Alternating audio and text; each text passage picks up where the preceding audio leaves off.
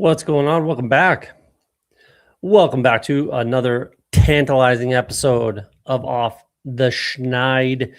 Wednesday night, 9 p.m. my time. A little bit later of an episode, but we might be moving to the late shift these days with having the kid because I don't like to get off work, eat, then stream, then he's in bed by the time I'm done streaming. I'd rather hang out with my boy a little bit. So I might move the show to the late night, the late shift, 9 p.m. my time, 11 p.m. in the East, 8 p.m. in the Pacific if you're on the West Coast.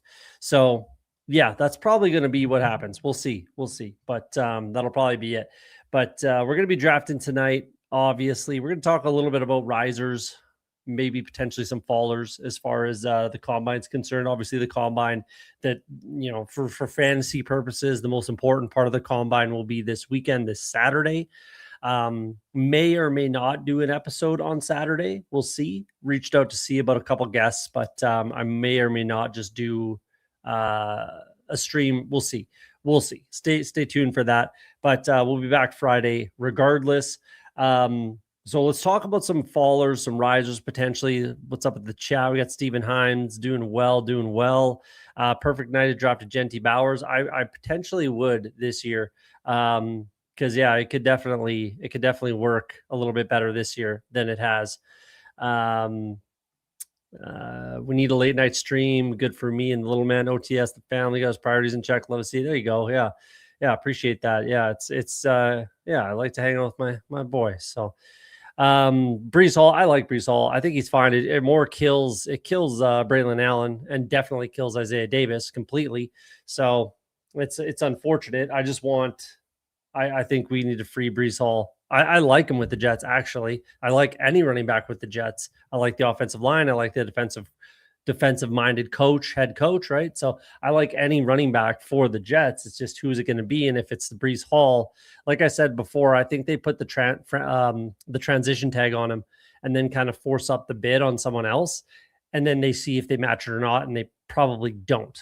But we'll see. I don't know. It depends on what the offer is, and maybe they get stuck with them. I don't know. We'll see. But I still think Brees Hall's a fine click. Either he's the starting running back for the Jets or he's the starting running back somewhere else. But if you're taking Brees Hall, then it definitely kind of kills Braylon Allen. So either way, let's get into these kind of risers, faller conversations as far as the combine is concerned. We got the tight ends pulled up. A few more on here. We looked basically when they opened up the pick'ems for the combine.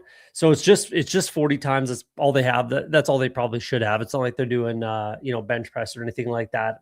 Or sorry, they're not betting on the bench press, obviously. So we got the tight ends here now. Nothing really stands out for me as far as like something I'd really want to bet on. I've watched everyone on here actually. If Justin Jolly's number was higher, I would lower, faster, whatever. I would go with the slower, but he probably does run around that. Michael Trigg could beat that. I don't know about 4.58. I wouldn't bet on any of these if I'm being honest. Maybe a little slower, 4.5 flat for Sadiq. Maybe a little slower. If he's 4.52, you win. That's pretty easy to take the slower, I feel like. But realistically, these tight ends are kind of tough to take. Max Clare would be the other one that I would potentially go with the faster on. Though, again, I'm not going to bet any of these, but if I did, I would probably go with these two. Slower for Sadiq and faster for Max Clare. And that's about all I really got there as far as something I would take a look at.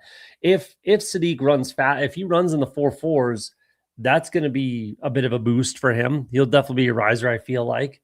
Max Clare, I wouldn't draft regardless, but I guess people could. Let's say Michael Trigg runs in the 4.5s. I could definitely see him rise.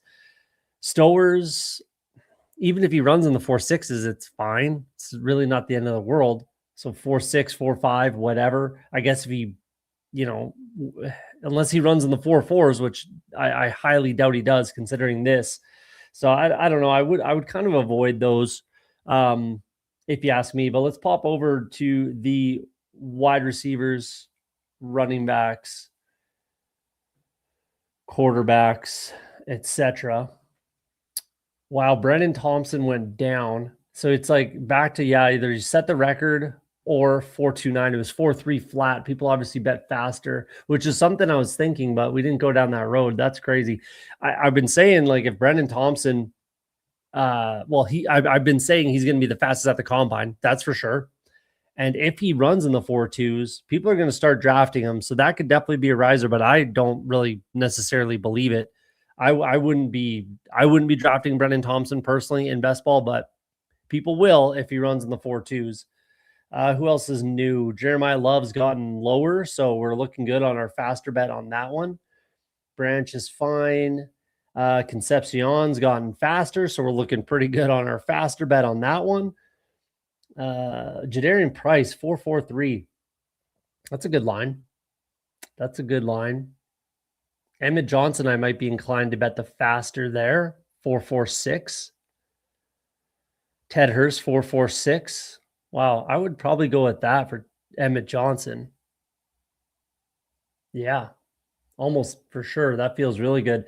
And then we got the slower on Antonio Williams. He's moved down as well, so that feels good. Jeremy Bernard, 4.49. Ooh, that's a good line. I like that line. Makes it tough to bet on. I like the Emmett Johnson line for faster. That makes some sense. I don't know about Ted Hurst running the 4.6. That's he's long, lean. He could definitely do that. That's an interesting one. Omar Cooper, 4.47. Jonah Coleman, 4.58. 4.53 for Malachi Fields. I'd be inclined to go slower there. Interesting. Yeah, Malachi Fields and Denzel Boston. I would be surprised if they were that close, but I don't know if Denzel Boston is a 4.4 guy. So I think Malachi Fields, that feels slower to me. As far as risers, fallers, I think Jonah Coleman will probably fall because he probably does run high 4.5s, maybe in the 4.6s. So he probably does fall a little bit. Malachi Fields, unless he runs in the 4.4s, which they kind of feel like it's possible, I would be pretty shocked if Malachi Fields runs in the 4.4s. I'll start drafting Malachi Fields. I'll say that. Taylor Green, regardless, doesn't matter. Denzel, if he gets in the 4.4s, does he move up? I don't know. I feel like he should.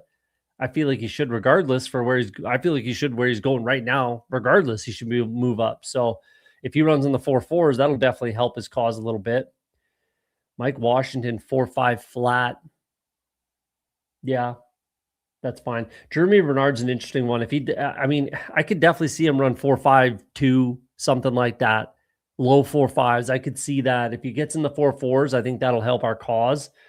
By our, I mean mine, being 75% Jeremy Bernard. If he gets in the 4.4s, that'll be great. That'll be a good day. Tony Williams, we already talked about slower. Omar Cooper, 4.4s is perfectly fine. If he falls to 4.5s, that might hurt him a little bit. I think Emmett Johnson should be faster. Jadarian Price, I like that. That stays the same. I feel like Ted Hurst could get some buzz at the combine. He could be a riser, a guy that I like. Been talking about a fair bit. Love is staying there. Branch is staying where he is. I guess he could get some love. I don't know. Concepcion, I think, is the highest, that has the most combine visits so far. So that's an interesting one. But that's kind of it. Like, really, I think Malachi Fields could be it. Let's get into a draft. I don't want to yak too long before we get some draft in. Let's do a big board. 20-second clock. This is number 50 for your boy. Waiting on 2. Jump in if you got some bullets. Yo says Crossface. What's up, Hartman? Appreciate you popping in. Hit the like button for me if you don't mind, fellas and ladies, if there's any ladies watching. We get the influencer 1-1. I'm telling you guys, it's either 1 or 4 or down here. That's all I get in these draft rooms. 1, 4, 9, 10, 11, 12. That's crazy. We got Green Bean at the 11 spot. Sorry, we got Deal Me In, I believe, probably in the chat. I think at the 12 spot. That may be it. I'm not sure. Let me know if you're in the chat and you're drafting with us, or lurk. Do whatever you want. I don't have rules for lurking. Lurk if you want. But yeah, I might literally have to diversify here. What do I have for Bijan? Through 64 drafts. Let's just do that. I have 9.5%. I have 0 Puka. Oh, I have 1 Puka share. That's fun. 0 Gibbs. Nice to have 1 Puka. Oh, do I take...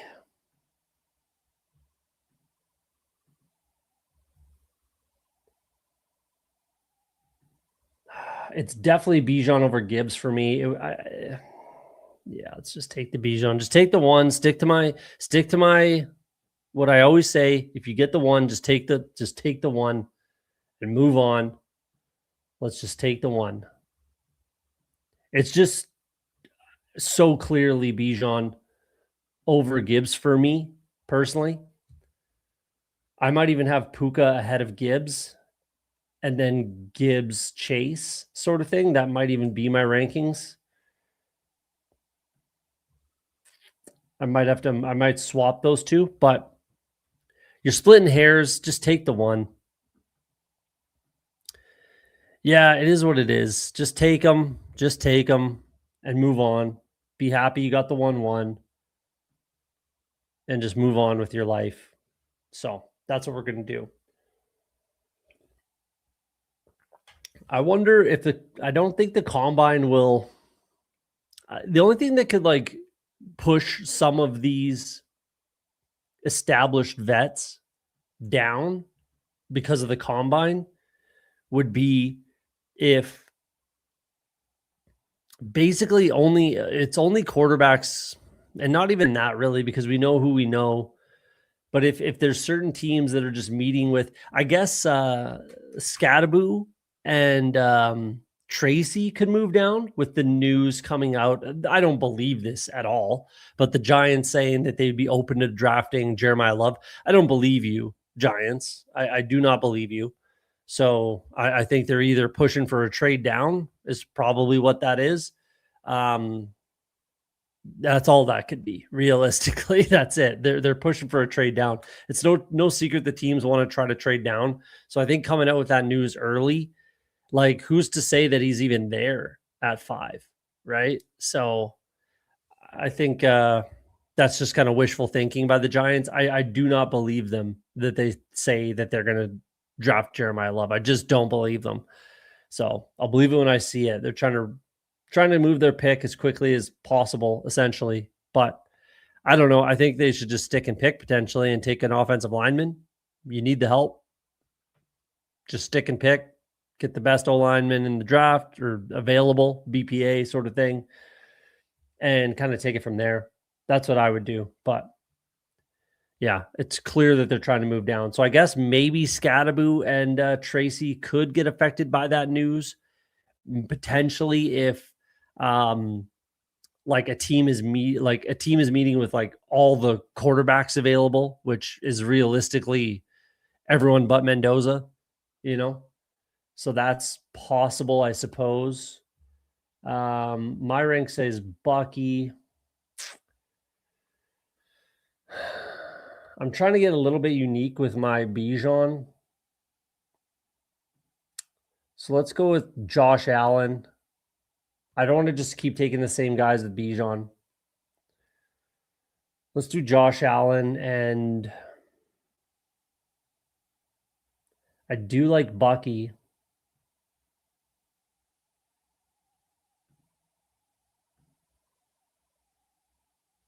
Let's go Bijan Bucky with Josh Allen.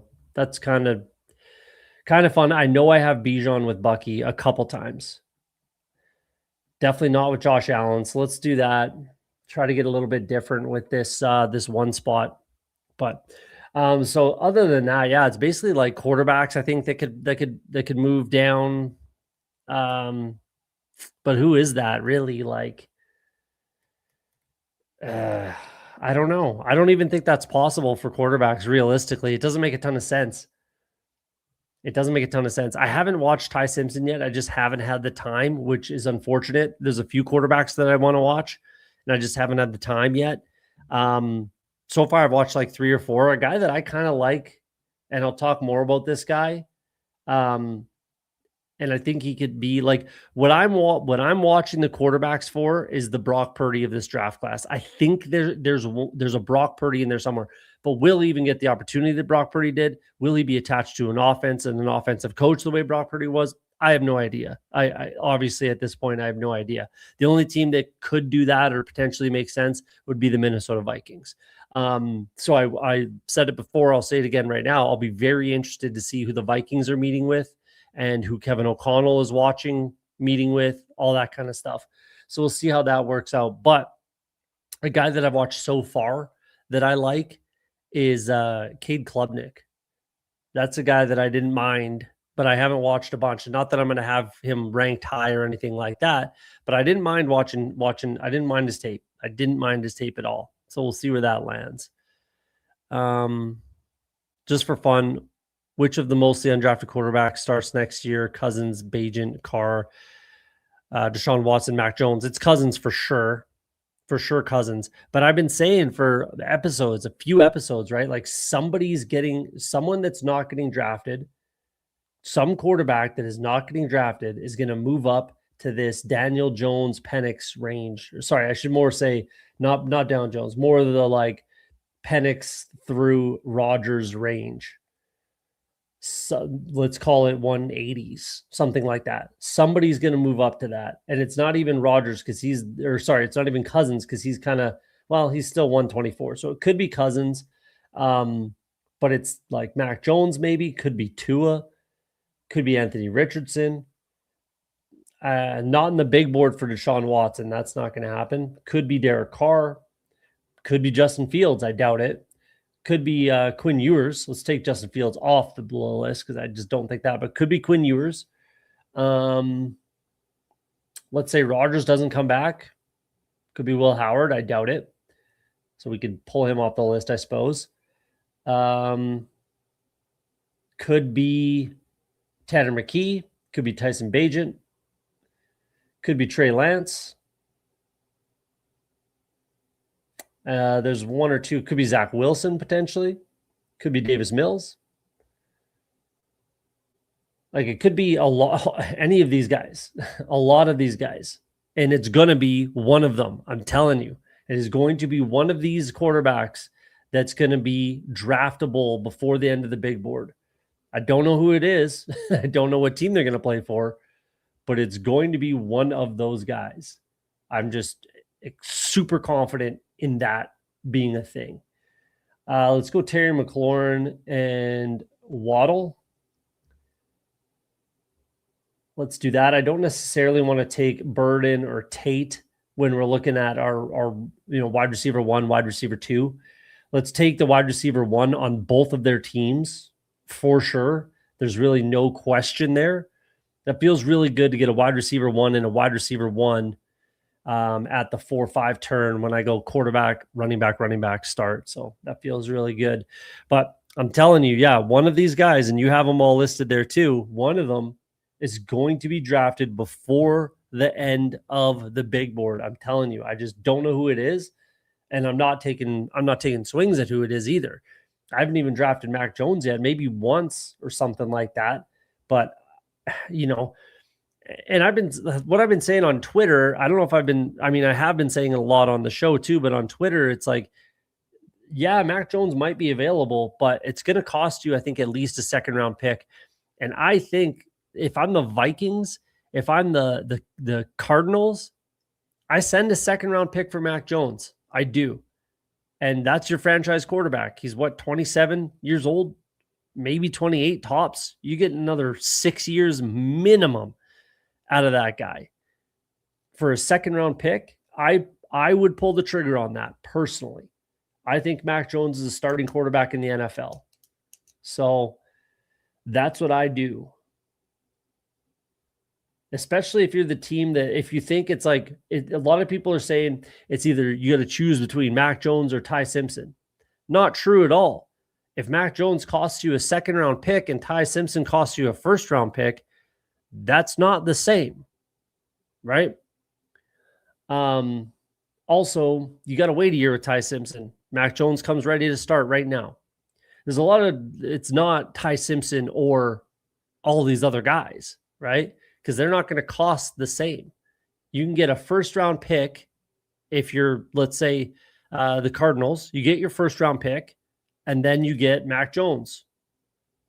Works for me. And then obviously you're off to the races as far as the rest of the draft is concerned. But I think that makes sense for a lot of teams. I hate root canal almost as much as the Browns hate competent quarterback play. Yeah, I don't know what they're doing. People are talking about adding somebody to the quarterback room for the Browns. Why would you add to that madness? Like, they already have 3 guys that are going to be competing for that starting role. Deshaun Watson will be competing for that role. Shedeur Sanders will be competing for that role. And believe it or not, Dillon Gabriel will be competing for that role. Look at the numbers. If you ask me, Dillon Gabriel is a lot, more textbook safer than Shedeur Sanders. Not that that's what you want or are looking for, but I don't think they bring in anybody, man. Just see what you can get out of these 3 guys. Take it to 2027. If you still need a quarterback, take one there. Like, it just doesn't make sense to add. And people are like, oh, Kirk Cousins. This isn't Madden. You think Kirk Cousins is going to fucking Cleveland? No, he's not. I will believe that when I see it. And I know I won't see it. So I don't believe that. So it's not going to happen. I guess if that were possible, then I guess I would say, okay, it is what it is. I was wrong, but I don't really see that happening. It kind of has to be Parker Washington here. It definitely has to be Parker Washington. And then it's either like Ramondre or Tyler Warren. I think it's got to be Tyler Warren. I don't think Ramondre makes a ton of sense when I go Bucky Bijan. I mean, I'm in a good spot there. I mean, I could go Tootin, but... And then it's like Warren or Alec Pierce. Let's go Warren. Yeah, let's do that. Let's get ahead of the game at tight end. We're ahead of the game at quarterback, ahead of the game at tight end. I think the wide receiver room looks good. Running back room looks good. We're happy there. Yeah, Mac Form first round pick. I'd agree he'd be the one from this group. These old guys are a dead end street. I agree. That's why, like, he's worth, what you're trading to get him. If he's your guy, if he's Baker Mayfield, which I think the correlations are there, makes tons of sense. I think Mac Jones is startable. How is he not worth a second round pick? And that's what it's going to cost. Actually, that's not true. That it'll cost the second round pick, and then you're going to have to give him a contract, which, I mean, I think the only team that can realistically pull that off is the Cardinals. But do they want to just take a run at Malik Willis? I think here's the crazy, not crazy. Here's the weird thing here. Like, situationally, here's the wild thing with the whole Malik Willis thing. And as far as the teams that need him, want him. So Minnesota, I'm sure, would love to take a run at Malik Willis. They can't afford him. The Dolphins, I'm sure, would love to take Malik Willis. I don't think they can afford him with the Tua contract and the Tyreek contract. Not a crazy amount of dead with Tyreek, but there'll be an exceptional amount with Tua, right? So I'm not sure they can take a run at him financially, those 2 teams. The Jets, I don't know if, I'm sure they would like to, but I just don't think that he's going to go there if he has another option, which I'm positive he will. And I think the Cardinals will be that. And they're going to be the ones that are going to have a little bit of cap space to maneuver with. So I think the most likely landing spot for Malik Willis is the Cardinals. I think that makes the most sense. So that's another thing that I'm going to take in and start drafting. Like, I have drafted a fair amount. Like, I've drafted a lot of Waddle with Malik Willis, which is fine either way. It works out either way. If they're on the same team, great. If they're not, that's fine too. It doesn't matter. But I'm going to start taking a look at the Cardinals pass catchers like they're going to be catching passes from Malik Willis in 2026. That's kind of my loose plan right now. because I think it makes the most sense. Cleveland, not going to happen financially. If he has another option, he's not going to Cleveland, all that kind of stuff. So, I mean, where else could he go realistically that would make any like a sense? So I just feel like it kind of has to be Arizona, and I'm going to start looking at the pass catchers in that kind of light. So then we'll see what happens with Mac Jones. You could like in theory, I guess you could trade for Mac Jones and have him play under that 10 mil, but I just don't think that works out super well. And then sign him to do a big contract, which is something that a team like the Vikings or the Dolphins would kind of have to do as far as their salary cap situation is concerned. But we'll see how that works out. But that's kind of what I've been thinking about with Malik Willis lately. I think that's what just kind of makes the most sense, is that he ends up in Arizona. But we'll see. We will see. Kyle Pitts is still there. I like Worthy. I'm not going to go Pitts. Let's go Worthy and let's go Dowdle. It's one of these two. Definitely Worthy. I like that click. I think these two are fine. I've just been ping-ponging them both. Let's do Dowdle. Let's do Dowdle on this one. All right. Dylan Gabriel doesn't have the arm strength to be an NFL quarterback. He only had 2 throws of 25. I agree. I don't think he does either. He's way too small. I would not feel comfortable. I'm just saying he's going to have an opportunity to win the job. Do I think he will win it and should win it or whatever? I mean, I don't know. Like, let me just clarify, but I believe Todd Monken was at Georgia with Stetson Bennett. I could be wrong on that. Offensive coordinator and QB coach 2020 to 2022.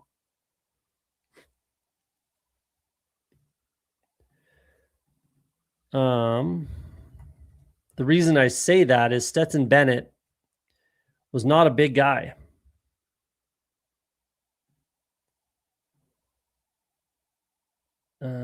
Just trying to get on this. There we go. Yeah, Stetson Bennett, 5'11", basically the same size, 190. 4th round pick, which is similar. And yeah, he was there at Georgia with Todd Monken. So could Todd Monken build an offense around Dylan Gabriel? He's done it before. So theoretically he could. I don't think anybody's really talking about that. Todd Monken, Stetson Bennett, it's right there. Like it makes a ton of sense as far as can he build an offense that could work around Dylan Gabriel? I think he could. Do I think that should happen? Do I think Dylan Gabriel is a capable starter in the NFL? No, I don't. But with Todd Monken, and does Todd Monken think that? I don't know. I think I do think that Todd Monken will probably like this.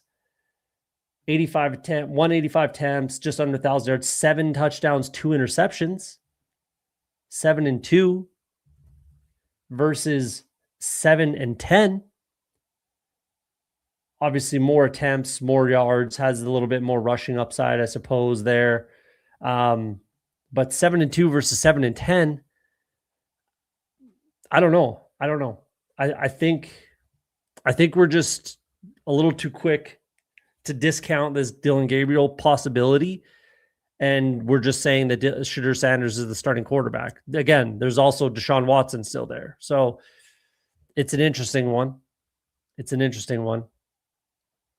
We'll make these picks and then we'll keep going down the chat here. If you're new to the channel, just popping in, you like the content, you like what you hear, feel free to hit that subscribe button. We got a subscriber goal down there. Hit the like button for me if you don't mind too, if you like the content. Appreciate that. Emmett Johnson goes. He would have been on the radar. Definitely would have been on the radar. We're going to do Juwan Jennings for sure. And I kind of like going Sam Darnold here. And then that allows me to be done at quarterback for sure. I'm good with Josh Allen and Sam Darnold. And I think Juwan Jennings to the Seahawks is pretty. I think that's super live. I was talking about it last episode as well on Monday. I think Jennings to the Seahawks is very live, very, very live. So that could be, a stack right there that we backdoor into. We'll see. But I'm done at quarterback now, and that feels pretty good. I'm all the way caught up at wide receiver, and I like my wide receiver room. Running backs are in a great spot. This is a fun team. Tight ends looks okay. This is a fun team. Let's go back up here. I still favor Willis to Miami. The old Packers OC is head coach. He'll already be familiar with the offense. I don't disagree, and that's obviously live. It's just again the money. Like it might be tough. It might be tough to fit that in. If it's basically like a bidding war with Arizona, I think Arizona can win. And it's similar. It's a similar offense. It's the Packers head coach whose offense it really is. It's his brother, right? So I think there can be a lot of similarities there. Like, yeah, it's the old Packers offensive coordinator. I get it. And it's actually the old Packers defensive coordinator, not offensive coordinator. It's Jeff Hafley, correct? Am I missing something? Jeff Hafley, the defensive coordinator for the Packers, is the head coach of Miami, right? So it's Matt LaFleur's brother, Mike LaFleur, the head coach of the Packers. His brother was the offensive coordinator at the Rams. He's now the head coach of the Arizona Cardinals. So I think again, and then again, also it's a bidding war. I think Arizona wins it. So we'll see how that works out. If Malik goes to Arizona, how would you value those three main pass catchers, risers, fallers, or stay flat at the current ADP? I think they're all fallers. I think they got to all be fallers. They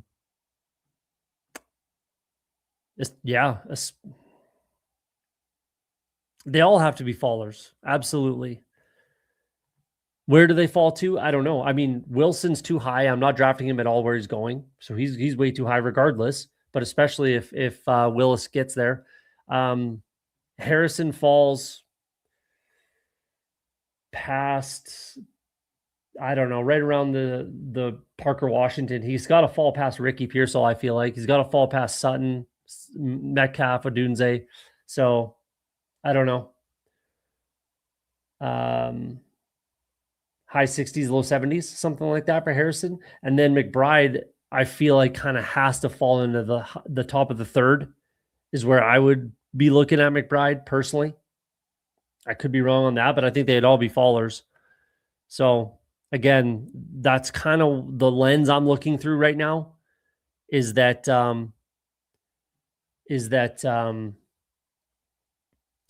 Malik Willis is with the Cardinals. That's kind of just how I'm planning right this second.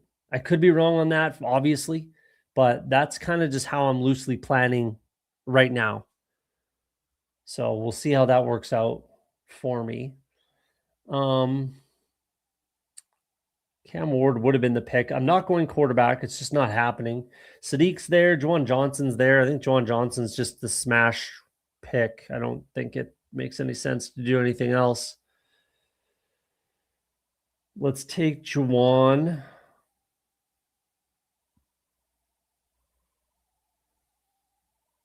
I'm just going to double tap the Saints here. I'm going to do that. Let's take Juwan and Kamara. I really like the idea of getting in on this Saints offense right now. I do really like the idea, especially with how cheap Kamara is going, how cheap Juwan Johnson is. I'm back in on Kamara. Shout out BBG. BBG talked me back into Kamara. I like Kamara as a player, and he talked me back into him. And it's the speed at which the offense moves. You know you're going to get your plays in. with the speed, with Kellen Moore calling plays. You know you're getting plays in. So they're all fallers to me, would be that. Who aims in the house? What's up, man? We got Jennings, the Seahawks, Bills both feel live. I think the Seahawks are way more likely. They just have more money. The Bills don't have a lot of money. I've been saying all draft season so far that I don't think the Bills are able to add in free agency. The draft, yes, I think they'll add a wide receiver. In free agency, I'm not sure they can make it happen financially, especially with the contract they gave to Palmer last year that did not work out at all. Thoughts on Geno? I think Geno was fine in a certain system. Basically, in my opinion, the way I look at it is Pete Carroll was very good at basically hiring an offensive coordinator that was able to put his quarterback into a position to succeed. Russell Wilson, Geno Smith. Obviously, I know that Geno Smith was there with Pete last year and looked awful, but of course he did. Like, he can't do it forever. It's kind of a one-hit wonder, flash in the pan. I think Geno's dust at this point. He can absolutely be a backup. No question about it. He can absolutely go somewhere and be a backup quarterback. The Vikings might be a good spot for Geno Smith. And I think, I could be wrong on this, but I think Josh Norris at Underdog was talking about Geno going to the Vikings. I think that can make some sense because, again, that's another thing I've been saying all draft season so far is they can't throw a lot of money at the position. They just can't. They can't throw money at any position, the Vikings. They are strapped for cash. So Geno can make some sense to the Vikings. But I think he's a backup quarterback at this point and nothing more. Andy Dalton, can I interest you in Andy Dalton? Do you take a 20th round years to stack with your Waddle? Solid time to take that shot. I do. I don't, but it is a good time. I don't disagree with that at all. I don't. I think people could, and I'm not doing it. But if you want to, I wouldn't fault you for it. I'm not going to do it personally, but it does make some sense and you could get ahead of the game. I mean, if it's Ewers, maybe he doesn't rise to quite the 180s. He's still probably, let's say, the 27th or 28th quarterback drafted, even if we know that Ewers is the starter in Miami. But I don't disagree. It's not a bad time to do it. The OC is the quarterback coach or something from Green Bay. The OC for the Dolphins, yeah, it's Slowick. Yeah. It's Bobby Slowick. And it's the DC, yeah. Yeah, I mean, there's not familiarity. There's familiarity with the defensive coach, right? And then Bobby Slowick, nothing to do with anything. So, yeah, I just think I just think it's Arizona for Willis. I do. I really, really do.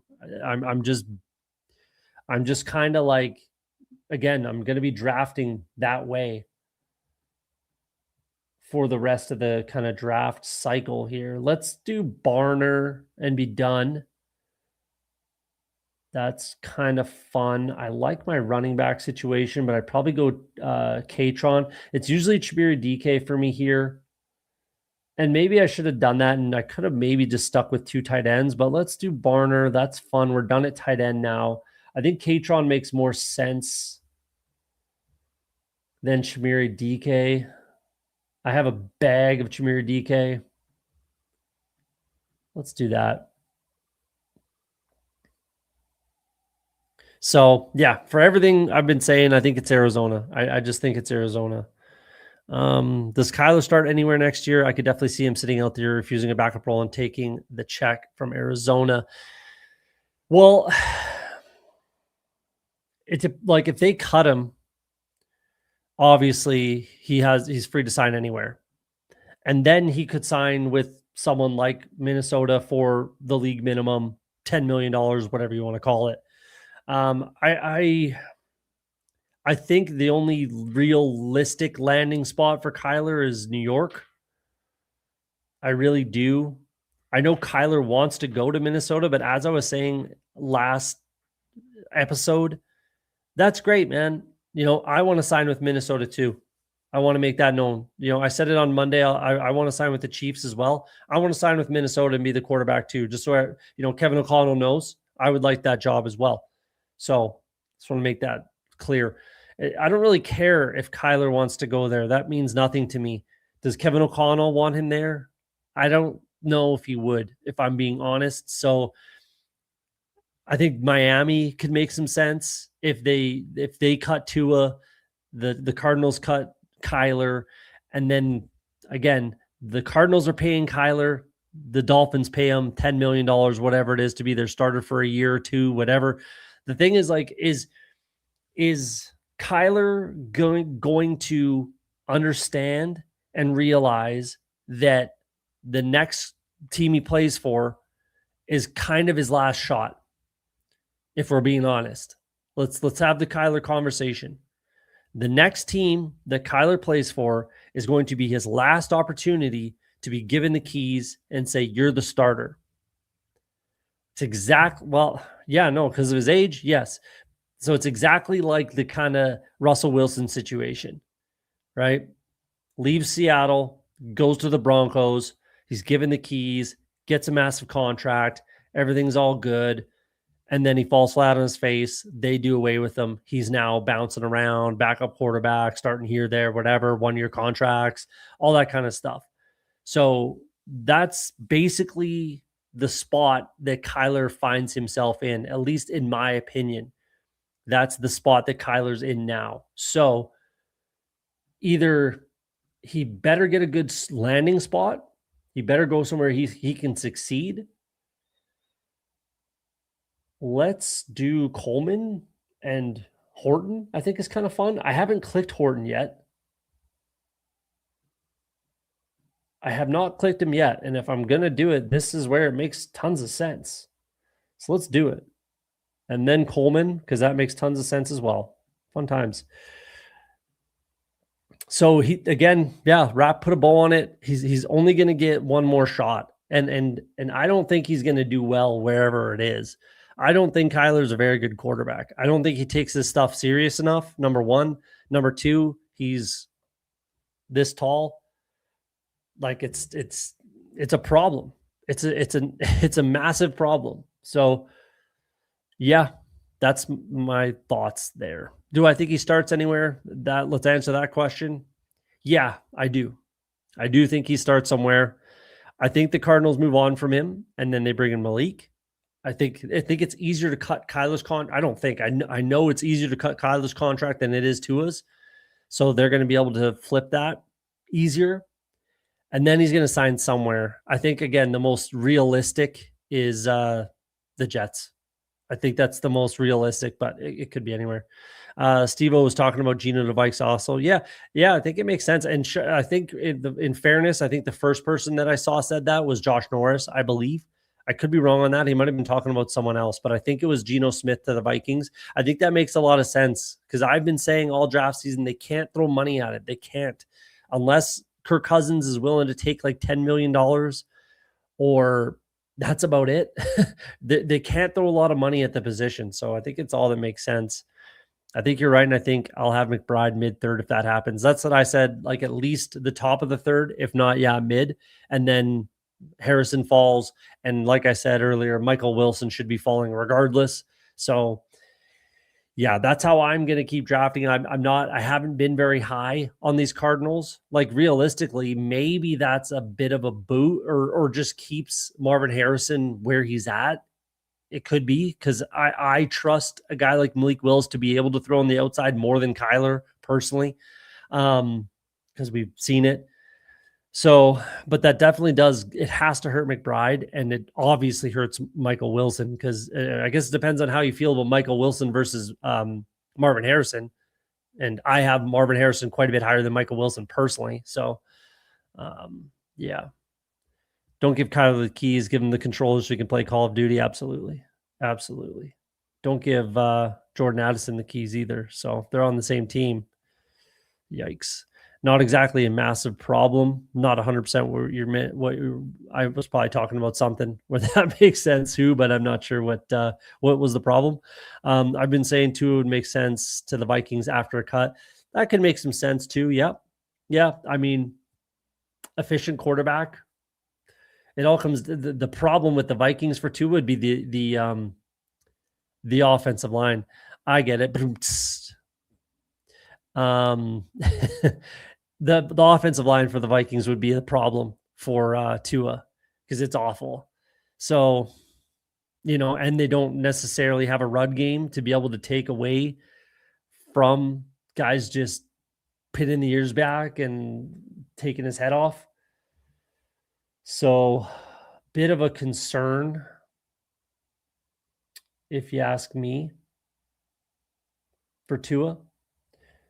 But we'll see how that works out.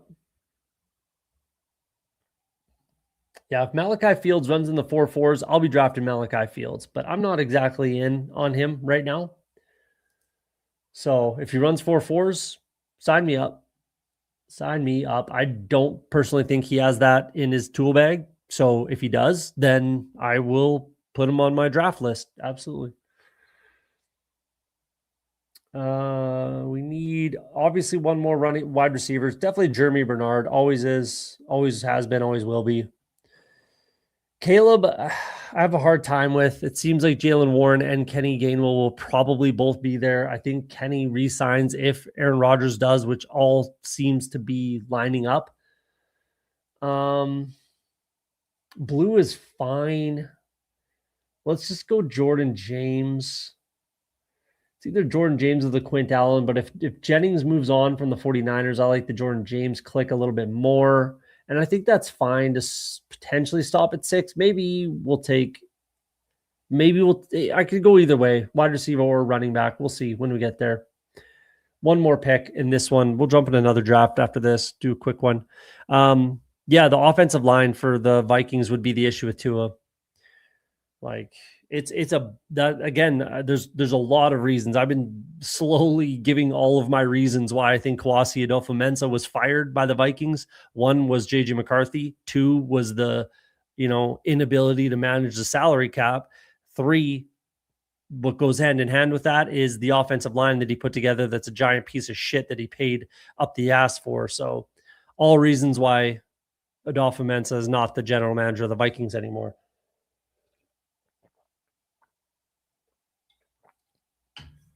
All right. I saw Shady take Geno today, so made me wonder. Yeah, I think, where does he go? Yeah, I mean, last round click, sure. Yeah, he could be one of those guys. It could be a Russell Wilson, Justin Fields kind of situation with the Vikings, which it kind of already is right now with the JJ McCarthy and Cousins situation. We could have Geno, JJ McCarthy sort of thing, right? Hard to say. If it's Cousins to the Vikings, I think we're drafting Cousins like he's the starter. I think that's a pretty cut and dry. We're drafting Kirk Cousins like he's the starter in Minnesota. I think, at least I am, right? But if it's, say, Geno with JJ McCarthy, I think we're probably doing the dance of draft them both, draft one, whoever you believe in, whatever.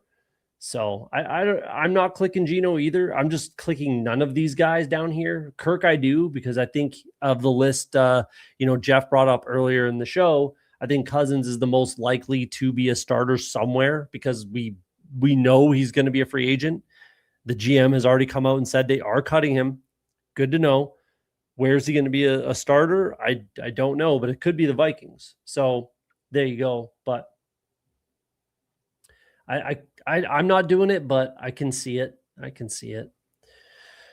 Floors is a bigger problem for Tua, in your opinion? Yeah.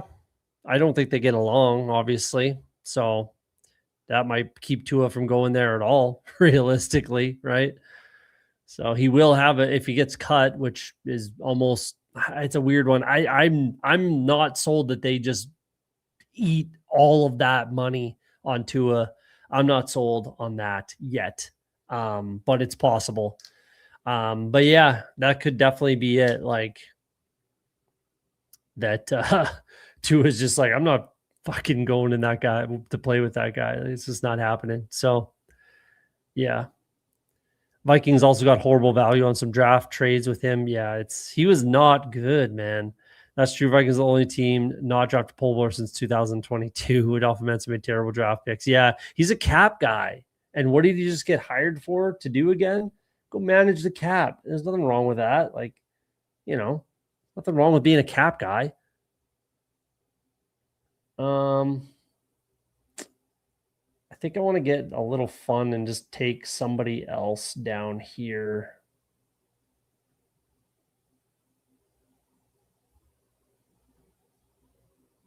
Let's do Ted Hurst. It's kind of always Ted Hurst if I get the opportunity. If it makes sense, let's just do Hurst. I like it. It's an interesting squad. 2693, Josh Allen, Sam Darnold, Bijan, Bucky, Dowdle, Kamara, Katron, Jordan James. I think those are all fine. I think that works. McLaurin, Waddle, Washington, Worthy, Jennings, Horton, Coleman, Bernard, and Hurst. I'm happy with that. Warren, Johnson, Barner is very strong. I like this team. This is a fun one. Definitely a fun one. Yeah. Let's jump into another one quick. Whoops. I think I'm on the clock in my slows. I am. Not going to make those picks. I'm kind of timing them out on purpose, if I'm being honest. Let's jump into a big board. Not kind of. I am timing them out on purpose. Waiting on 11, so everyone in the chat can jump in if you want. Let's do that. Again, if you're new to the channel, just popping in, different time slot for me typically. So hit that subscribe button if you like the content, and the like button as well. Free, completely free to just move your mouse over the thumbs up, hit it. Pretty easy to do. Help me out if you don't mind. But yeah, nothing wrong with being a cap guy.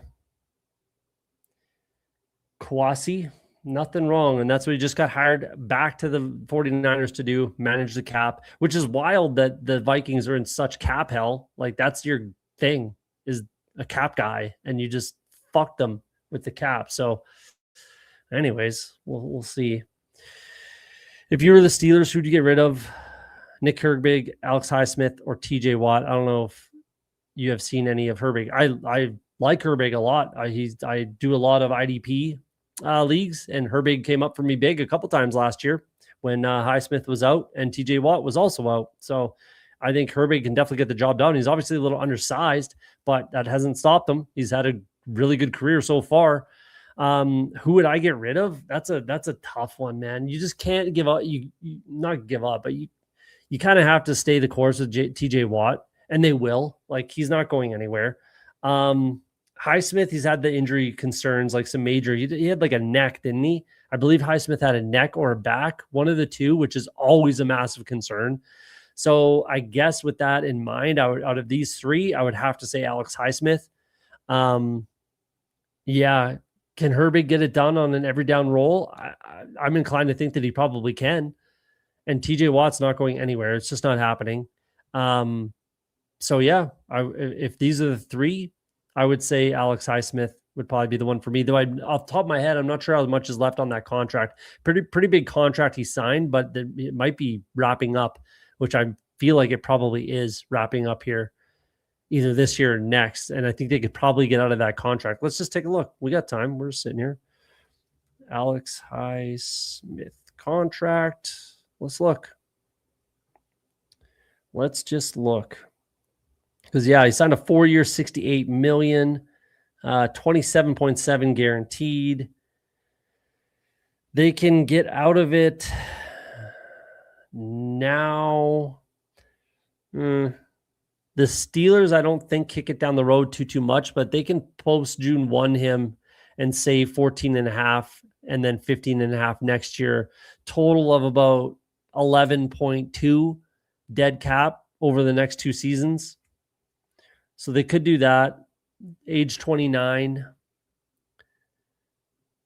Yeah, I'll stick to the Alex Highsmith.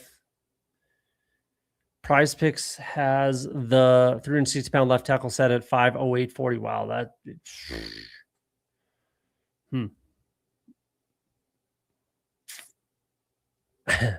I would probably try to find a clip where he's running, like a full tilt, and see if he's even to the naked eye fast. I don't know. I don't know who that is. I'm too busy with all this other stuff to do the to look into left tackles, to be honest with you, until I get into real like first round, my mock draft stuff. But I don't know. I would take a look, take a look and see if we can find a clip. Mickey Loomis, envious of Adolfo Mensa's calf management. Yeah. Yeah. I mean, honestly, Mickey Loomis is pretty good at it, if I'm being honest with you. I know he gets a lot of shit, but his biggest problem is he's too loyal. That's Mickey Loomis's biggest problem, is he's too loyal to the old guys, including Kamara, right? Cam Jordan, Demario Davis, the list goes on, that he won't just kick, he won't force them out. He lets them make a decision, sort of thing. Like, he's just too loyal to some of these guys. That's Mickey Loomis's biggest fault. He's actually a bit of a wizard when it comes to manipulating the salary cap. Mickey Loomis manipulating the salary cap is a big reason, in my opinion, why Derek Carr is now retired. Because Derek Carr did not want to redo his contract. And Mickey Loomis said, too fucking bad. It's in your contract that I can do whatever the hell I want with your contract. So we're redoing it. And they did. And he said, fuck you. I'm not going to play for you then. And here we are. So, yeah, I know people shit on Mickey Loomis a lot, but he's actually a bit of a wizard with it. He's not he's not Howie Roseman level. Howie Roseman is probably the best in the business as far as manipulating the cap. But I think Mickey Loomis is very close number 2. I really do. I really, really do. And people will, hate me for saying that or not believe me or whatever you want to say, but he actually is. It's kind of wild. 11 spot. This is definitely more my speed, considering this is usually where I'm at down here. Man, getting Nakua at 4 feels nice for Champ. We got Hartman in the 2 spot. Goes with Gibbs. That's a good pick there. Green Bean goes with Genty at 9. I don't mind that. We're up, and James, the typical, let's just go with Justin Jefferson. If Genty was there, I would have taken Genty because I need to up my exposure a little bit, but I have Jefferson ranked at 10. I think it makes sense because then I can take whatever kind of running back falls into my lap here. So let's just take Justin Jefferson, make it easy, and then whatever running back falls to me, that's who I can take. So we'll see who that is. We will see who that is.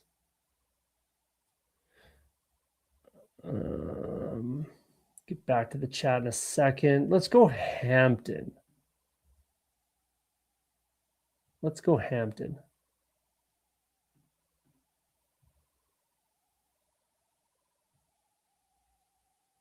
Yeah, let's go Marion Hampton.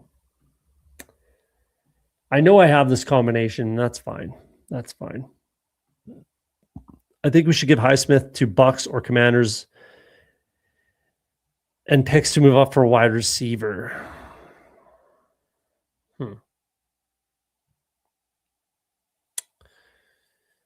I don't know if anyone would want to trade for Alex Highsmith. What was that injury?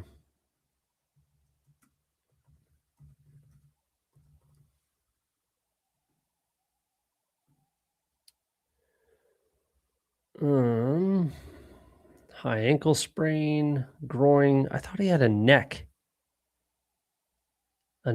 or a back. No, I guess not. High ankle sprain, growing pole, ankle sprain, growing pole, growing pole. Pulls his growing a lot. Okay. That makes me feel a little bit better about Highsmith. But you agree it should be Highsmith? Okay, that's good to know. Those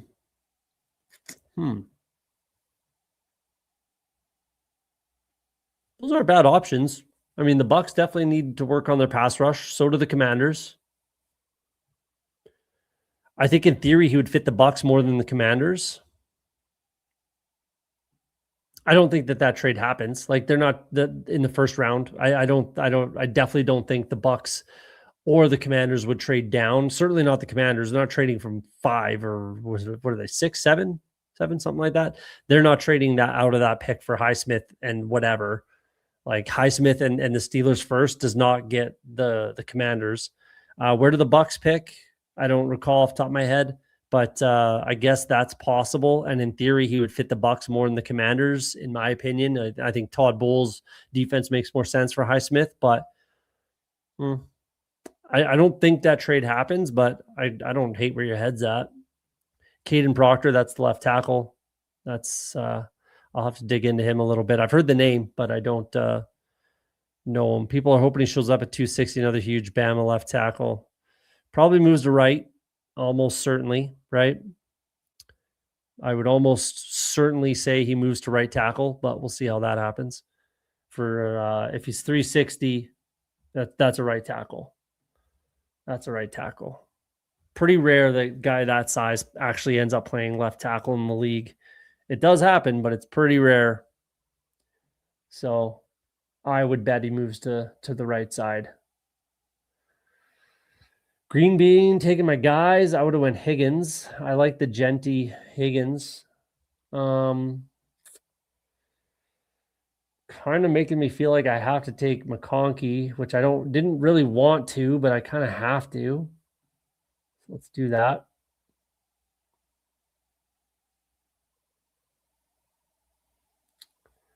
It won't be Rice even here. I think he's got to fall even more. He's starting to fall. We've been talking about it. Definitely starting to fall, but he'll have to keep falling for me to click him.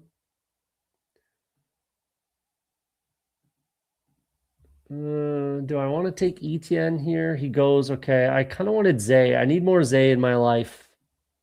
I definitely need more Zay Flowers, so let's bring him in.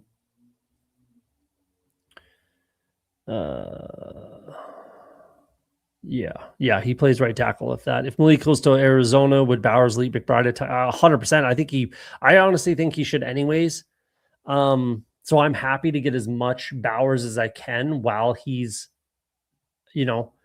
being taken after McBride. And I think he absolutely, no question, 100% would leap McBride. Absolutely. I think McBride falls to, like I said, a minimum top end of the third, if not towards pick 30, right around there. I think that's where McBride falls. Bowers might just sit where he's at. Realistically, like, that doesn't mean just because McBride falls, that doesn't mean Bowers moves up, right? So I think Bowers stays roughly where he is, but McBride falls past Bowers is what I think would happen there. Absolutely. I think Steelers should stay pat and take Boston. I really hope Denzel Boston does not end up with the Steelers. I really, really hope he does not. Broderick Jones has a neck injury. Maybe that's who had the neck injury. Yeah. Just gets hurt every 2 weeks. Yeah, I know he's banged up a lot with Highsmith, but I could have sworn it was him that had the neck or back or whatever, but maybe, yeah, you're right. Yeah, well, I'm sure you're right. It's Broderick Jones, but that must have been who I was thinking for whatever reason. Bucks are 15, Steelers 21. See, the Bucks, that's possible, but I really don't think the Bucks would trade down in that situation for Highsmith. I really, really don't. I really, really, really, really, really don't. That just would not happen. Would not happen. Steelers have 3 3s, 2 5s, and 3 7s. Jeez, that's a lot of capital. They're definitely looking to move, I'd imagine, the Steelers. I would think that they're definitely looking to move those third-round picks, the 2 5s, whatever, 3 7s. They would be a sweetener somewhere. So really, I think they could afford to move up once. Like, they could give their first 2 thirds and a 7th and move up to what? Early teens, maybe, right? The Bucks, maybe a little bit higher than that if they wanted to, but you can't move that high, with 2 thirds and a 7th. They could definitely move up. And I feel like with that draft capital, they would like to make a move, I would imagine. But is it in the first? I don't know. Maybe they want to get back into the second, package a couple thirds, a third and a third, fifth, and a 7th for a second. If you can get in there, move up a little bit. I don't know. I think the Steelers would be someone to watch in the, let's say, 2nd through the end of the draft, really, like day 2 and 3. I think the Steelers will be moving around, I would imagine, with all of that draft capital. If it were my Bengals, we wouldn't do anything. We would just stay where we are and pick, which is really annoying being a Bengals fan sometimes, but we don't do shit on draft day. We just stick and pick. I personally would like Loveland over McBride with Willis there. I 100% agree with that. That's why I'm way overweight on Loveland, and I barely picked McBride. I think I literally have picked McBride once or twice. Let's take a look actually after this. After I make these two picks on the corner, we'll take a look at my exposures at those two because I'm actually curious, and we'll actually look at all the Cardinals that I'm at because I'm curious about that too. But that's just where I've landed, is that it kind of has to be Arizona for Malik. It kind of has to be. So we're going to kind of roll with that. I'll take RJ Harvey if he's there. I think I need to move him down my rankings. I don't know why I have him ranked 49th. He goes. That's okay. We will take Swift. I need a running back. And I'm not necessarily sold that Swift's on the Bears, though he probably is. It's not 100%, but if you go somewhere else, he's probably the starter anywhere. So I don't mind that. Let's go Swift. I'd like Tyson, but I don't expect him to be there. So then do I take a quarterback? And if I do, who is it? There goes Tyson. I don't want to go Harrison here. Let's take Joe Burrow. I don't have enough Joe Burrow.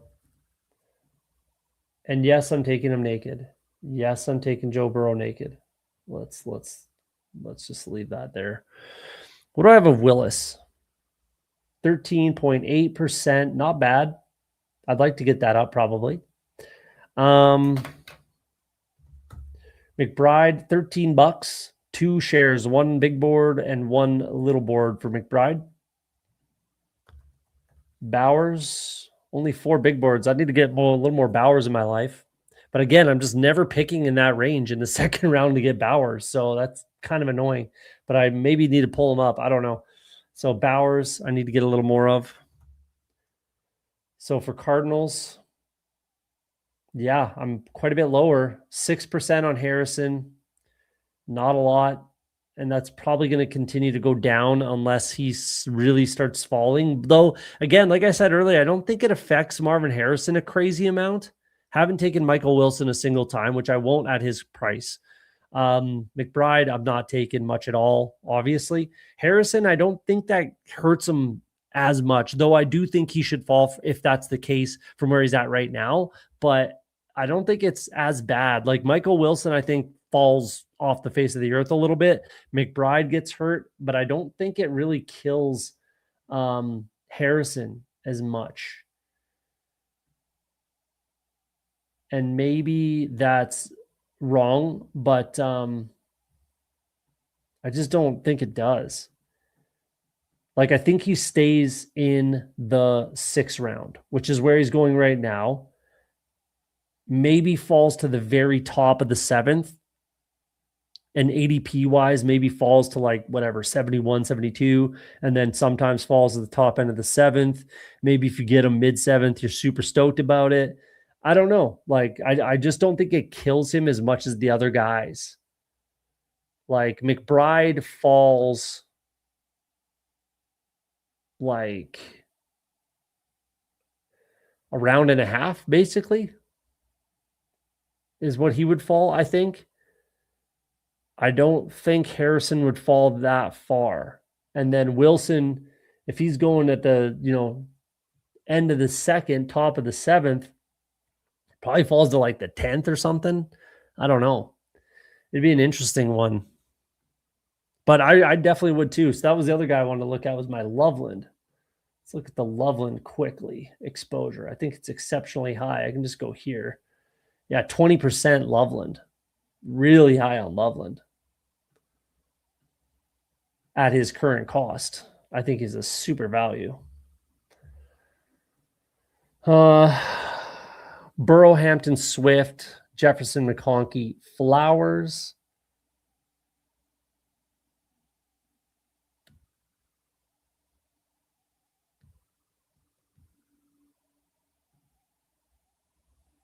Interesting. Um,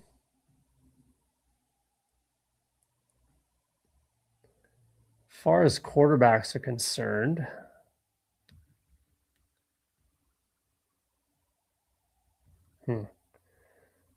won't take my young guy here.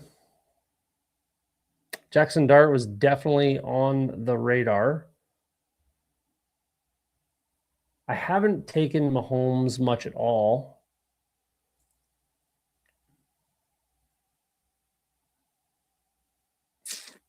Really wanted Dak there. Um.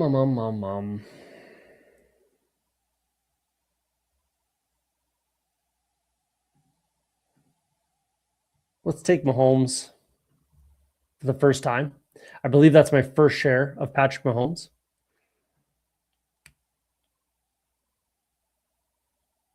Let's take a share. I'm not sure how I feel about that, but let's take a share of Patrick Mahomes.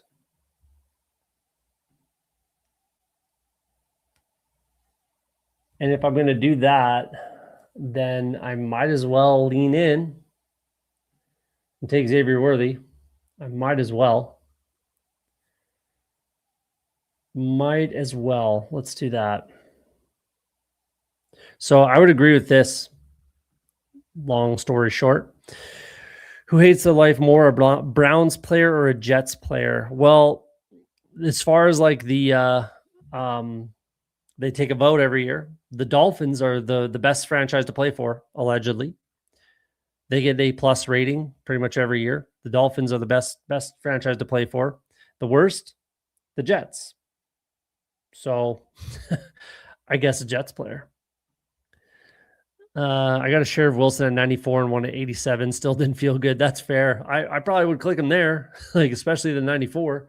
Which where's 94? Yeah, 8th round. I think he slips even further than that if Malik Willis is his quarterback. So maybe you're right. Doesn't feel too good, but I mean, considering where his ADP is at right now, yeah. What are you gonna do? What are you gonna do? AJ Brown.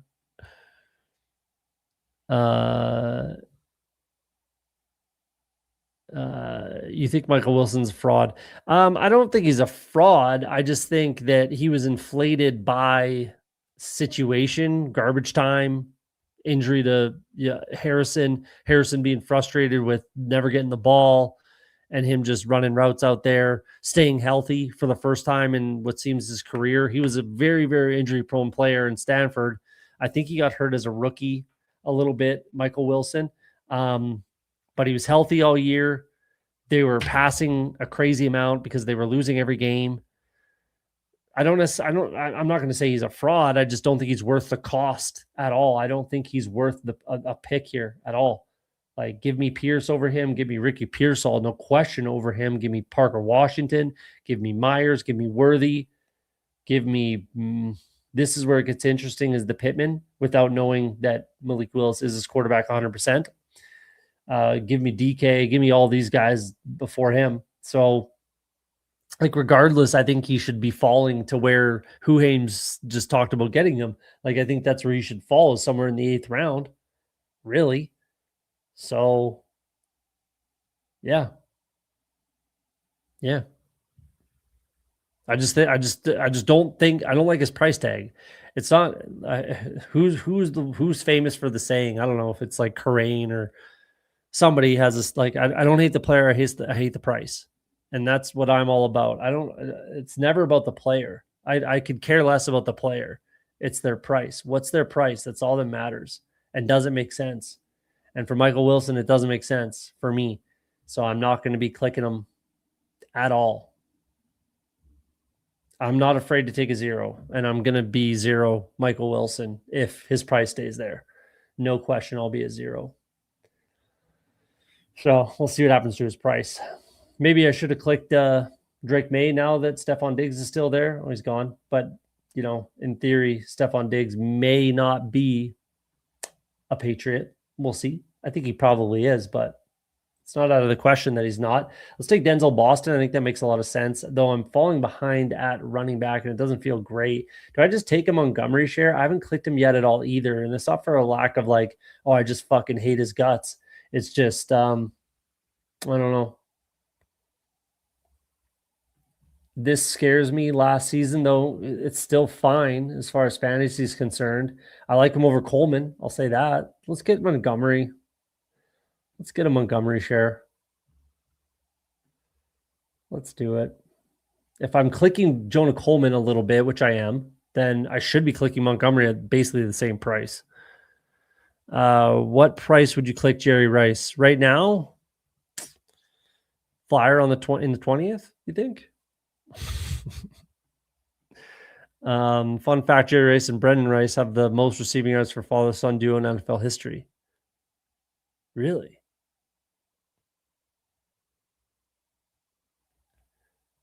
That's obviously, yeah. Jeez, what am I talking about? I was thinking for a second, Kellen Winslow, yeah. Kellen Winslow? Is that his name? Tight end for the Browns? Yeah, Kellen Winslow and Kellen Winslow the second, right? They were both pretty good, but again, Jerry Rice is so far and away the leader. So yeah, that's I'm tired. All right. I'm tired. But none of those guys have done anything either. Who are we talking about? Sticky Ricky. Okay, no, not necessarily, but yeah, like Parker Washington looked fantastic last year, and I've said it time and time again. Give me the slot receiver in a Liam Cohen offense. Give me Wan'Dale Robinson with Kentucky. Give me Cooper Kupp with the Rams. Give me Parker Washington with the Jaguars. He was good with them last year, and here we are. Ricky just needs to stay healthy. He needs to stay healthy. He's going to get a shot this year. If he can stay healthy, he's going to get the opportunity. So give me Ricky Pearsall. Alec Pierce finally took off last year. You know, he's the hottest name in free agency right now. So, yeah. Jacoby Myers has had one of the most underrated careers in NFL history, I feel like. So I think those other guys have done some stuff. I'm with you, though, just debating. Yeah, I think all those guys have done better things than Michael Wilson personally, and more consistently. But I hear you. He might be a Band-Aid. Hard to say. I'm not ready to put it on him yet. If he burns me again this year, if he has that issue, the dude got shot in the fucking chest, man. Like that's. And then last year, like, yeah, that's an injury. It happens, you know, and he was working hard in the offseason. It is what it is, that one. But dude got shot in the chest. Like, give a guy a break, you know, as a rookie. That's an easy one. Then last year it happens. If he gets injured again, that's a tough one. If he gets injured again on something small, like we'll see. Better father-son combo, Jerry Brendan Rice or LeBron Bronny James. I don't know, man. I'm not talking basketball. I know Bronny James is pretty nepo baby. So taking somebody's job that he doesn't necessarily deserve, but what do I know? I don't know anything about basketball, I'll tell you that. It's definitely Emmett Johnson. That's fun. That's a snap click for me. I feel like I should probably bring in another quarterback. And if Darnold's not there, then let's do the Malik Willis thing. We're talking about him. Let's do the Malik Willis song and dance. Yeah, I think that makes sense for this texture, Burrow and Mahomes. Let's get a running quarterback, right? Let's do that. Don't need to stack them up, obviously. So we're going to have naked Burrow, naked Willis. And I'm more than perfectly fine with that when I have stacked up Mahomes. So we'll see how that works out. What do you think the Colts do at quarterback? When would Daniel Jones be back? He should be back by, I think, training camp, I believe, right? He got injured pretty early. Like if George Kittle is back for week 1, allegedly, though I don't think George Kittle will be back for week 1. I think he'll be back week 4, something like that, week 5, George Kittle. But Daniel Jones got hurt a bunch earlier. So I think he'll be back.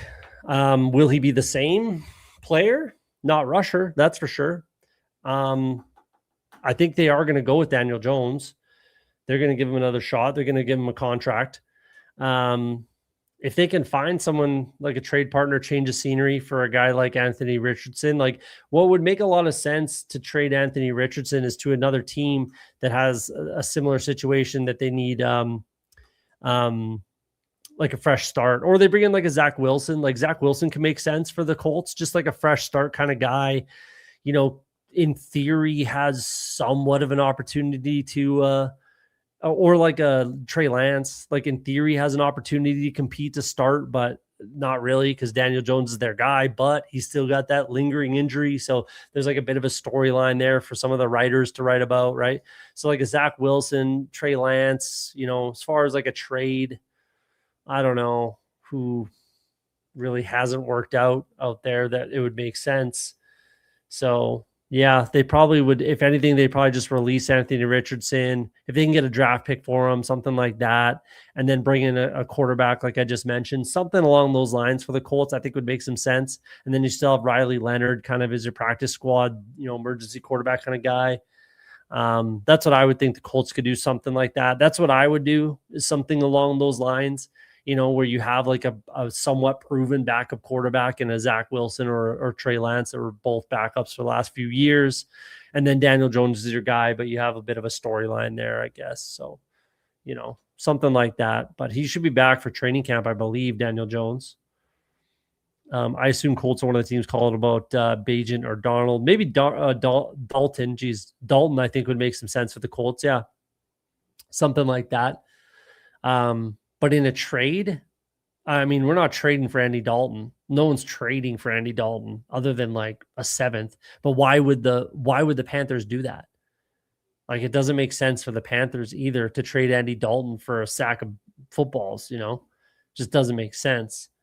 And for Bagent, I honestly think the Bears, like considering what Ben Johnson said the other day, at the podium at the Combine, like, I think if they're going to trade him, they're going to trade him somewhere that he has a legitimate shot to start. So where is that? Again, like Dolphins, Cardinals, Jets, all the teams that we're talking about, already. They could all be suitors.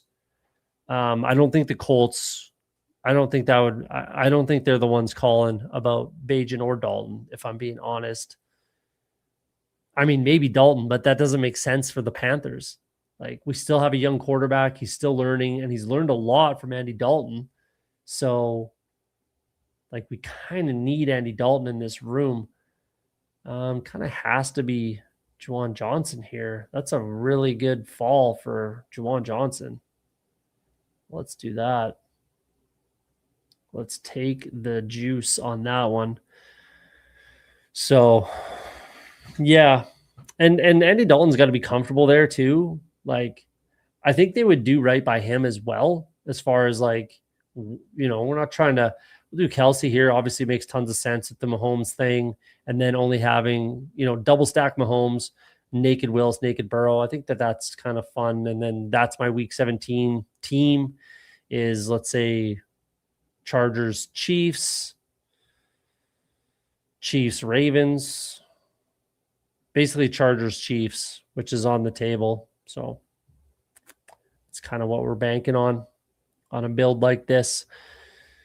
How about a sack of footballs and a stick of bubblegum? Would that interest the Panthers to trade Dalton? Maybe the whole pack of gum. Maybe the whole pack might get it done. Juicy fruit, though. It's got to be juicy fruit if you want to get that deal done. Bring the heat with the trade. Don't lowball me. I know what I have. Okay.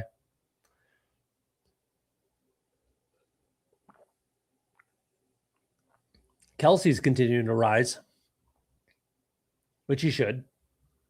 You definitely should. I wonder if what's crazy is, like, I think he'll rise even more once he finally re-signs, even though like all signs are pointing towards that. It's kind of wild when, like, I guess that's how you get an edge, right? And that's why I do what I do and, put in the work that I put in, is to get that edge where it's like, this is going to happen. This guy's going to get cut. This is going to go this way. This is how this is going to happen. And then you draft that way. And yeah, you might miss a little bit here and there, but most of the time it's fairly conservative. Like, even if I'm wrong about this Malik Willis thing to the Cardinals, that's not going to really hurt me because I've been drafting not quite like that yet until the last like week or so that I've been kind of mixing that in. But even before that, when I didn't know it could have been Brissett, it could have been Kyler in Arizona, I wasn't drafting Cardinals very much. So it doesn't really change too much. But something like the Kelsey thing, it's like when he signs, not even like really if, like when he signs. I was saying this on show a couple weeks ago or last week, whenever it was. Like, give me Kelsey over Strange, give me Kelsey over Goddard personally, give me Kelsey over Ferguson. Give me Kelsey over Hunter Henry, and he's kind of risen around that range, but he's kind of got to rise. So we'll see. I don't think that he does. No, I can't see it either. So I'll be lower now that I've sold myself on that's where he goes. I'll be lower on the Cardinals pass catchers. But like I was just saying, I was low already. I was lower already. If anyone, it was Harrison. And that was only at a 6% clip, which is below the field. So I was below the field on Harrison, and that was realistically the only guy I was drafting.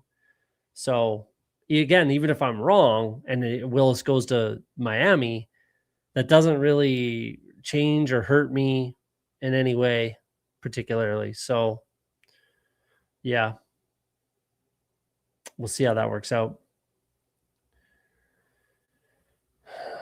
Done at quarterback. Tight end's in a pretty good spot, but I'll definitely take one more. That's for sure. So 3-6-8-3 is pretty much a guarantee here. If I didn't have so many charges, I'd take Trey Harris. Might just have to be Surratt. Yeah. I'm just not taking Charbonnet. If he's like a 20th round click, sure. Maybe in the 18th, then yeah, sure. But his injury is just way too scary for me.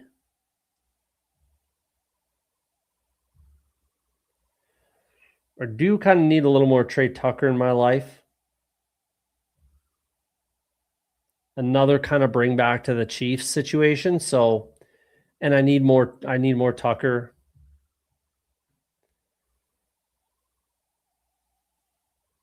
So let's do that. Kind of a fun squad, I guess.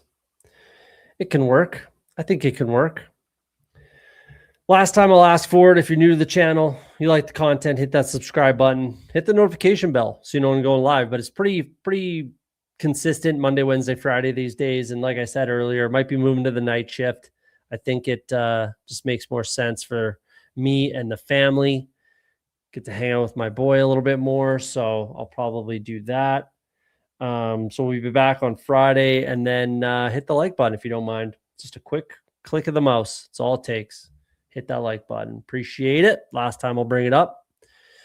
Who's my most drafted at each position? I'll show you right now. Let's take a look right now. Justin Herbert at the top. Caleb Williams, Goff. Justin Herbert at quarterback. Emmett Johnson at running back. Katron Allen's really high. Singleton, I've pulled back, and I need to keep pulling a little more. Allen's kind of dead for me now. It's really only at value am I taking Braylon Allen. But Emmett Johnson, Bucky's up there. Jeremy Bernard, 72%, more than double basically anyone else. So Jeremy Bernard, Boston, DK, Mekhi Lemon there. Coleman's pulled up. And then tight end, Likely, Stowers, Gadsden, Andrews, Loveland. That is my top exposures. Very high on the Chargers this year. Very, very high on the Chargers this year. I'm not. I wasn't really last year either. I did like a couple last year. The year before I did a bunch. I'm just way better at DFS than I don't really do well with the golf drafting. I don't. And when I don't do well, I just stay in my lane. Like I don't draft super flex. I'm not good at super flex. I don't draft it. I just don't. I stay in my lane. I don't need it. So if anything, I always debate doing baseball and hockey playoffs. But I typically usually don't because I'm always trying to save my bankroll for football. So that's probably what'll continue to happen unless I win something. If I hit a big win, then I'll probably mix in some other sports for sure. But right now it's just football for me. Let's do Flournoy could be fun.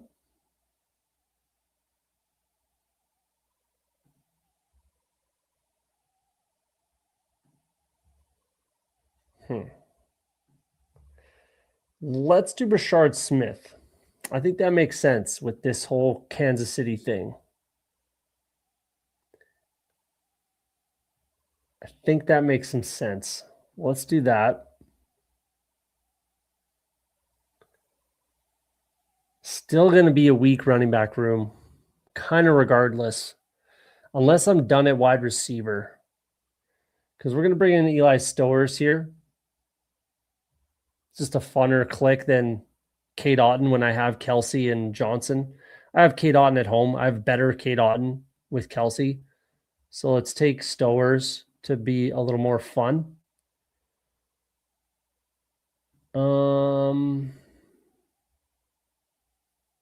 Two more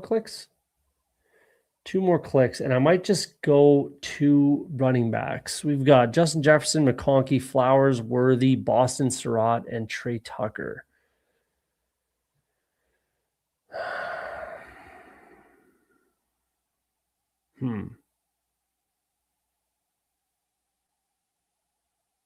This is such a weak running back room.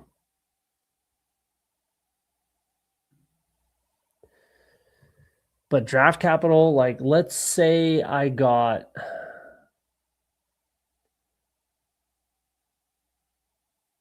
Harvey instead of Swift. It's the same. Henderson would feel better, but it's still like sort of the same. If I had Dowdle or Algier down here, that maybe would feel good. I don't feel great about either. I might just go 3-6-8-3. Because draft capital wise, I kind of have to just say that that's good enough.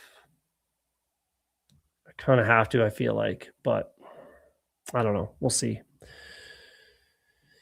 Rookies for days of wide receiver and running back. Yeah, it's actually fairly consolidated, really, though. Like, Johnson, Catron, Singleton, and Love. That's it. 4 are the only kind of running back rookies I'm drafting. And I need to pull back on Singleton, which I have been doing. I think Emmett Johnson's and I think Love is an absolute smash. Like I really, really do. He's everything that we wanted out of Genty.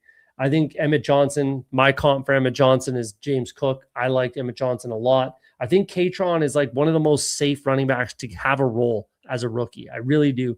More safe than Singleton, potentially more safe than even like an Emmett Johnson to have a role as a rookie, but we'll see. And then wide receivers, Bernard, Boston, Lemon, Cooper, Hurst. That's it. Well, as far as what's my next rookie, Surratt at 10%, which is fine. So yeah, it's fairly consolidated with guys that I believe in. And Hurst is a 20th round click. Cooper was down there, but here he is. I think Boston has a ton of value with where he goes. Bernard's my guy. He's just my guy. And then Stowers, I like, and Sadiq, I don't mind either. Those are my 1 and 2. Those are the only 2 I'm drafting, except I have like a couple clicks or Sam Roush, 1 click. Actually, that's it. Just 1 click of Sam Roush. But yeah, It's pretty consolidated, actually. It looks like it's always all these rookies, but it's like 7 total players, really. Um,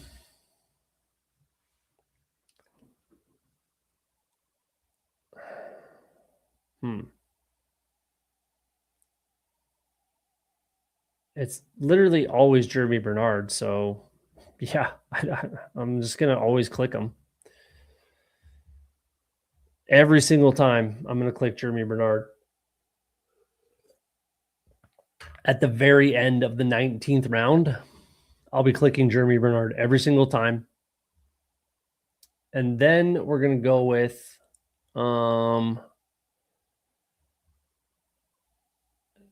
it's basically either LeQuint Allen or DJ Giddens here. And I'm going to go with, let's go with LeQuint Allen. I do want to mix in more DJ Giddens, but LeQuint Allen has outs to having a bigger role. He has more outs to having a bigger role than DJ Giddens. DJ Giddens is a handcuff, straight handcuff, injury insurance kind of guy. LeQuint Allen could just have a role. Are you worried about Keenan possibly back in Chargers? I am for McConkey, obviously, for sure. I really don't think that makes sense for the Chargers. I really don't. I really, really don't. Like, just let McConkey be that guy. You know, you got Trey Harris on the outside, you got Quentin Johnston on the other side. Let McConkey be that slot receiver, and then you've got Gadsden as well. I just don't think that Keenan Allen is the guy that's going to push you over the edge. I really don't, especially at this age. But I am worried. I am worried. Yes, I'd be lying if I said I wasn't concerned about Keenan Allen. I just don't think they should bring him back. I don't. But if they do, that's going to hurt me, and I'm definitely going to, with the exposure I have on Ladd McConkey right now. If Keenan Allen re-signs, I pretty much stop drafting Ladd McConkey completely. So we'll see. Can't wait for BBM. I can build my senior citizen 3QB team of Rodgers, Kirk Cousins, Derek Carr. There you go. All of your last 3 picks of your draft. Yeah, I like it. Prices should only go up for the next 5 months. 100%, not 100%, but I think so on those guys. Again, those are the guys that I just believe in the most. So I'm going to keep clicking them when they have a value. Like Emmett Johnson falls past ADP all the time, which he just did, right? So give me all the Emmett Johnson there, all of it. Same thing with Jeremy Bernard in the 19th, 20th round. Give me all of it. I'll take it all. Denzel Boston. He's slated to go 10 picks maximum past the big 3, right? But he goes 40 picks later or whatever, more 50 picks later. That's crazy to me. So, and Surratt falls a lot. I just kind of took him because there's no one else to take there. But I have 10% Surratt. So, anyways, but yeah, prices should definitely go up. One Sam Roush team could be all you need. Yeah, exactly. That's why I like him. I think he's pretty live to get on the field. He's maybe the best blocking tight end in this draft class. So he's going to get on the field as a rookie. I see him as Cade Otton. I really do. He's my Cade Otton. Cade Otton's always like my Mendoza line, like my barometer when it comes to tight ends as rookies and just as prospects. And when I watch tape, it's like, does this guy remind me of Cade Otton? Cade Otton was my number 2 tight end in his rookie year. And that was because a guy named Trey McBride is plays tight end, right? So Trey McBride was my number 1. Cade Otton was number 2. And that actually looked really good. It worked. It makes sense. He's that guy. So I'm always looking for like the next Cade Otton when it comes to tight ends. And I think Sam Roush could be that guy. I'm starting to back off of McConkey because of that, I got 13%. I'm going to let it chill for now. That's fair, man. That's fair. Like, I should probably slow down on him, but I'm just gambling essentially. Like, it's not like he's a 0, but it hurts like a 0 if you're taking him where you're taking him and he puts up the same season he did last year. Trey Harris should get more opportunities. Yeah, that's the big reason really I mean, Lad McConkey as well, but another big part of that is because Trey Harris needs more opportunities. Not only should he deserves it, and he was drafted like a second round pick, right? So let's get those guys on the field. They absolutely shouldn't bring back Keenan Allen, but they might. So we'll see, right? Got a bunch of guys I don't take very often. I'm going to get out of here. It's a little late, so I'm not going to go over all the teams. I'm not even going to go over mine. But 3683 is how we kind of ended it.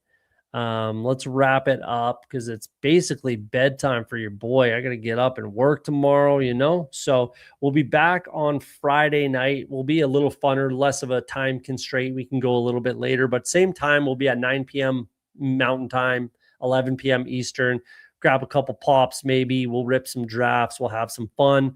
Appreciate the new guys in the chat coming out. Thanks for popping in. The old dogs. Appreciate all y'all. Like I said, we'll see you on Friday night. And like I was saying off the Schneid, if you're afraid to be wrong, you'll never be right. Hopefully tonight we were right. We took some shots. We win the big board.